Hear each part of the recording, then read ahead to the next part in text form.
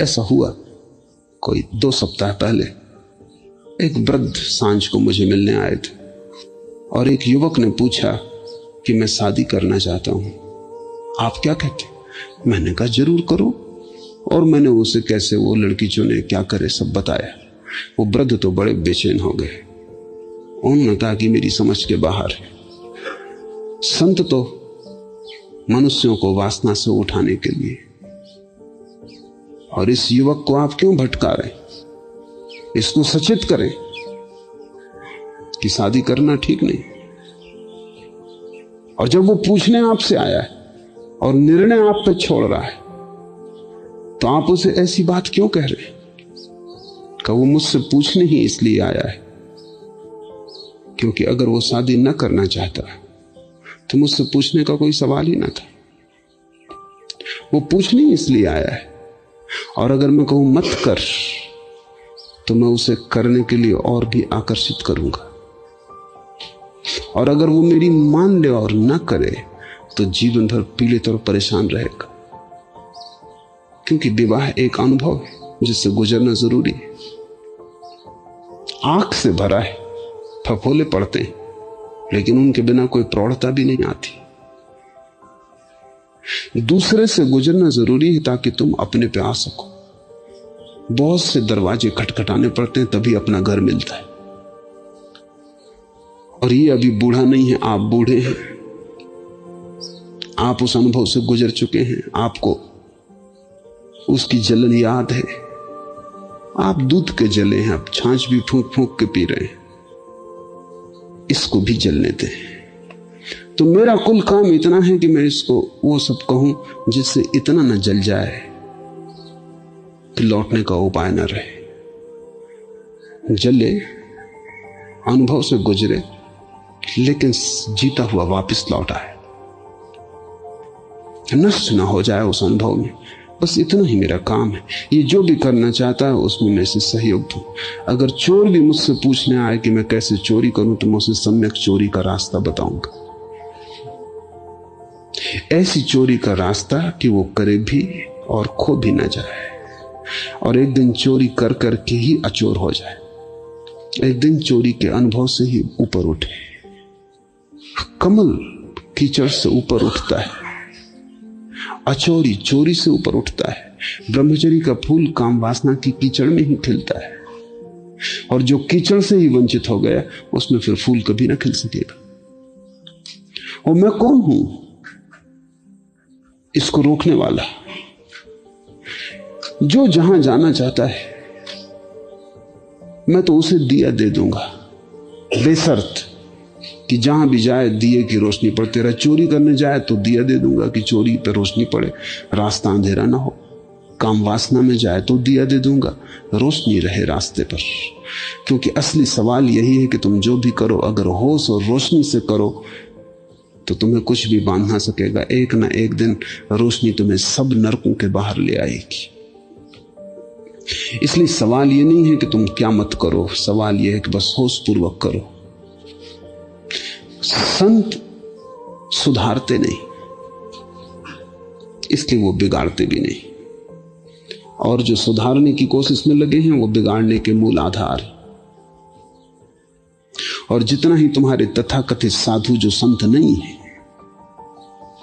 जो खुद भी किसी दूसरे के द्वारा सुधारे गए यानी गहरे में बिगाड़े गए, जो खुद अपने अनुभव से तिरे नहीं हैं, फूल नहीं बने, जो उधार है, जो किसी सुधारक के चक्कर में पड़ गए और किसी ने जिन्हें सुधार कर रख दिया है, बस ऊपर ऊपर उनका सुधारापन है, भीतर भीतर सब कचरा इकट्ठा है।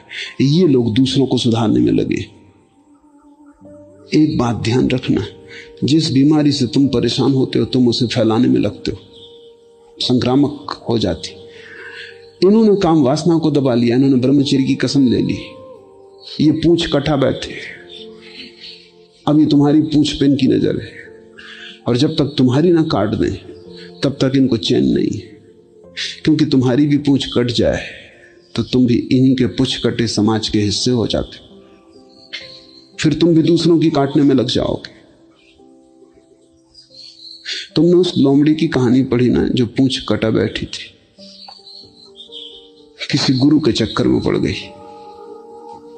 गुरु तो सभी जगह है, मनुष्यों में भी हैं, लोमड़ियों में भी हैं। वो किसी और गुरु से कटा चुके थे, तो उसने कहा कि जब तक पूंछ न कटाओ तब तक ज्ञान उपलब्ध नहीं होता, और कष्ट से तो गुजरनी पड़ता है, तपस्या करनी ही पड़ती। बिना त्याग किए कहीं कुछ मिला है? और पूंछ को छोड़ो, और पूंछ में है भी क्या? व्यर्थ ही लटकी है, किसी काम की भी नहीं है। और हम देखो इसी को कटा के ज्ञान को उपलब्ध हुए, हमारे गुरु भी इसी को कटा के ज्ञान को उपलब्ध हुए थे, और ऐसा सदा से चला है। बातों में पड़ गई लोमड़ी, पूंछ कटा बैठी। कटते ही उसे समझ में आया मिला तो कुछ नहीं, पूंछ भर कट गई।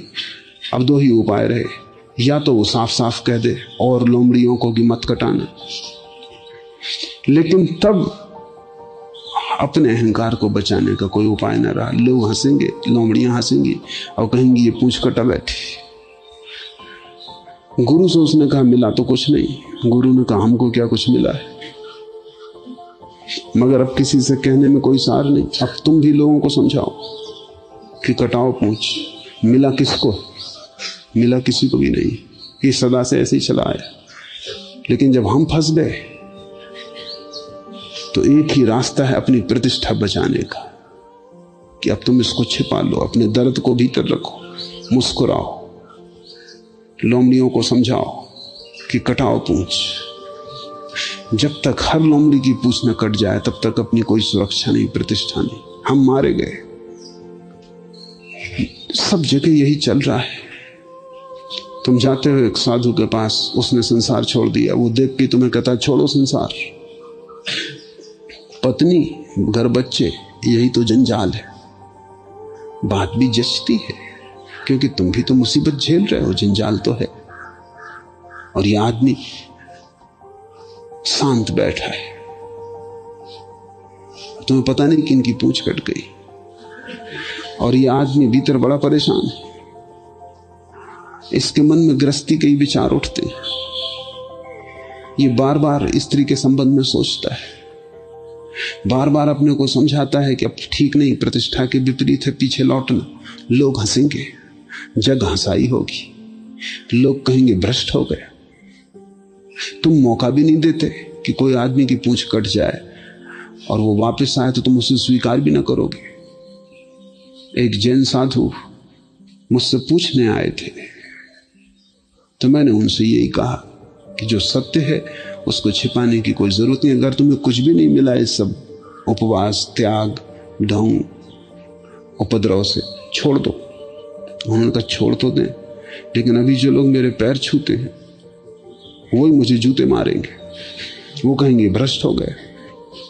बड़ा मजेदार दुनिया है। मैंने इस ईमानदार आदमी को अगर ये कहते कि मुझे कुछ नहीं मिला, तो लोग कहेंगे तुम्हें नहीं मिला क्योंकि तुम पापी हो, तुमने ठीक से प्रयास नहीं किया। कहीं ऐसा हो सकता है कि इतने दिन से और इतने पूंछ कटे लोग और किसी को ना मिला हो?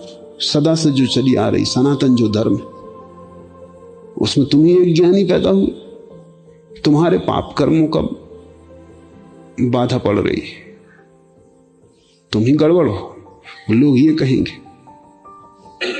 तो मैंने कहा तुम करते क्या हो? मैं भी वही समझा रहा हूं लोगों को जिसमें मुझे कुछ नहीं मिला। रोज दिन भर समझाता हूं, रात भर सिर ठोकता हूं कि क्या मामला हो गया। और ये भी मैं जानता हूं इनको समझा के मैं ज्यादा से ज्यादा ये करवा सकता हूं जो मैंने किया। भीतर डर भी लगता है कि ये पाप भी है, लेकिन मैं पढ़ा लिखा भी नहीं हूं। अगर मैं छोड़ भी दूं, अभी मैं सब तरह की प्रतिष्ठा का पात्र हूं। अगर मैं छोड़ दूं तो मुझे कोई 50 रुपए की नौकरी यही भक्त नहीं दे सकेंगे जो अभी मेरे पैर छूते हैं और आज लाखों रुपए ला के रखते। फिर भी मैंने कहा कि तुम आदमी ईमानदार अगर हो तो ये कष्ट से भी गुजर जाओ, छोड़ दो, देखें क्या होता है। सच में ही उसने छोड़ दिया और वही हुआ जो उसने कहा था।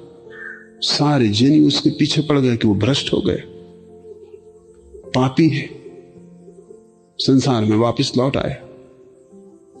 एक सभा में हैदराबाद में मैं बोल रहा था, तो वो भ्रष्ट जनियों की नजरों में पूंछ कटा आदमी वो भी मौजूद था।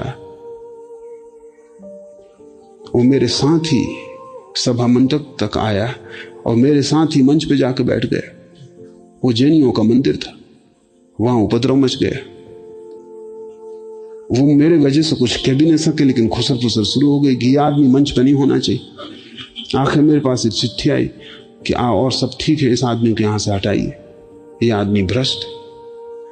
मैंने उनको बहुत समझाया कि आदमी भ्रष्ट नहीं है, बहुत ईमानदार है और असली त्याग इसने अब किया है कि ये हिम्मत उसने जुटाई। क्योंकि मैं तुम्हारे दूसरे साधुओं को भी जानता हूं, उनसे भी मेरी अंतरंग बातें हुई हैं और उनको मैंने इसी हालत में पाया है। लेकिन ये आदमी ईमानदार है। उन्होंने कहा आप भ्रष्टाचार फैलवा रहे हैं, इसको नीचे उतारो। आखिर उन्होंने इतना उपद्रव मचाया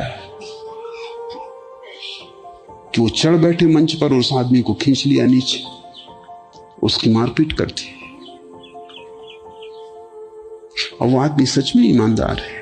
जब नहीं मिला कुछ तो वो कह रहा है कि मुझे नहीं मिला, लेकिन ईमानदारी की थोड़ी पूजा है, बेईमान पूजे जाते। ये कटी पूंछ वाली लोमड़ी अगर लोगों से जाके कहेगी कि हम फिजूल कट गए तुम मत कटवाना, तो लोमड़ियों ही इस पर हंसेंगी कि ऐसा कहीं होता है।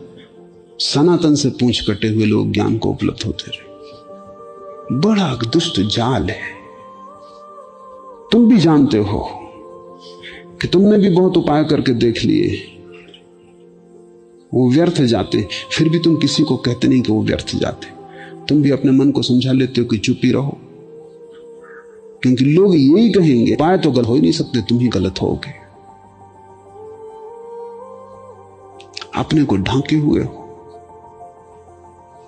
लाओस से उसी को संत कहता है जो न तो किसी को सुधारने में उत्सुक है और इसलिए किसी को बिगाड़ने का कारण नहीं बनता। संत की तो भावदशा यह है कि जो हो रहा है उसे वो और सुगमता से होने के लिए तुम्हें मार्ग दे और तुम्हें सहयोग दे कि ठीक है, तुम पश्चिम जा रहे हो, जाओ, मेरे आशीर्वाद।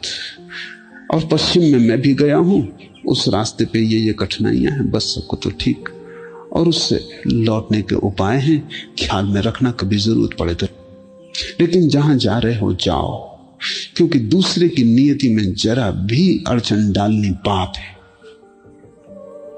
दूसरे के अपनी यात्रा पथ में जबरदस्ती करनी उपद्रव है। और जो भी जबरदस्ती करते हैं वो इसलिए करते हैं कि वो खुद अपने साथ जबरदस्ती कर रहे हैं और वही वो दूसरों के साथ करना चाहेंगे। इसे तुम नियम समझ लो कि जिस आदमी ने अपने साथ जबरदस्ती की है वो दूसरों के साथ जबरदस्ती करेगा, क्योंकि हम जो अपने साथ करते हैं वही हम दूसरों के साथ करते हैं। और जिस आदमी ने अपने साथ कोई जबरदस्ती नहीं की, जिसने स्वाभाविक रूप से सरलता से सत्य की प्रतीति की है, जो उसको उपलब्ध हुआ है, वो किसी के साथ जबरदस्ती नहीं करता। और असहज कहीं कोई समाधि होती, सहज ही समाधि है। संत तुम्हारे साथ कोई जबरदस्ती नहीं करता। ये बड़ा कठिन है हमें समझना, क्योंकि संत की हमारी धारणा यही है कि वो हमें सुधारता, उसके पास जाओ तो वो सुधारेगा, जब सुधरना हो तो उसके पास जाओ। वो जैसे कोई चिकित्सक है, जब तुम बीमार हुए तब जाओ, वो तुम्हारा इलाज करेगा। नहीं, संत का होना सिर्फ एक ही अर्थ रखता है, और वो अर्थ ये है कि जैसा सरल वो हो गया है वैसा ही सरल होने की तुम्हें भी वो सुविधा जुटा दे। सरलता का अर्थ है कर्म नहीं साक्षी, कर्ता नहीं दृष्टा।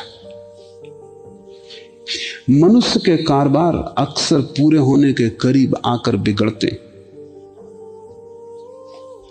आरंभ की तरह ही अंत में भी सचेत रहने से असफलता से बचा जा सकता है। इसलिए संत सिर्फ एक ही सूत्र देते हैं, एक दिया देते हैं कि तुम सचेत रहो। तुम जहां भी जाओ, तुम जो भी करो, सचेत रहो। बुरा करने का मन है, करो, क्योंकि तुम कर क्या सकते हो अब? इस मन आज नहीं कल फूटेगी। तुम करो, लेकिन सचेत होकर करो। और बड़ी अद्भुत कीमिया है सचेत होने की, क्योंकि जैसे ही तुम सचेत होते हो बुराई अपने आप कम होती जाती। सचेत रह के कभी कोई बुरा कर सका है? सब बुराई बेहोशी में होती है, सब बुराई एक तरह का पागलपन है, सब बुराई तुम जब होश खो देते हो तभी संभव है। इसलिए एक ही सद्गुण संत देते हैं कि तुम जागे रहो, तुम होश पूर्वक करो। तुम जो भी करो, काम वासना में जाओ तो होश पूर्वक जाओ, उसे भी ध्यान बनाओ आओगे। और वो पार होना अलग होगा, वो दमन न होगा, वो अनुभव से पार होना होगा। वो अतिक्रमण अद्भुत है, उस अतिक्रमण में कोई दंश ना होगा। वो अतिक्रमण ऐसा ही सहज है जैसे फूल लगते हैं, कोई लगाता थोड़ी, जैसे घास बढ़ती है अपने आप। ज़ैन फकीर कहते हैं the grass grows by itself. कुछ करना थोड़ी होता, घास अपने से बढ़ती है। ऐसे ही ब्रह्मचर्य अपने से बढ़ता है, होश हो तो। करुणा अपने से बढ़ती है, होश हो तो। अहिंसा अपने आप आती है, कोई व्रत नियम थोड़ी लेने पड़ते। कोई ठोक रहा है, घृणा से भला भर जाए, प्रेम से भरने का ये रास्ता नहीं।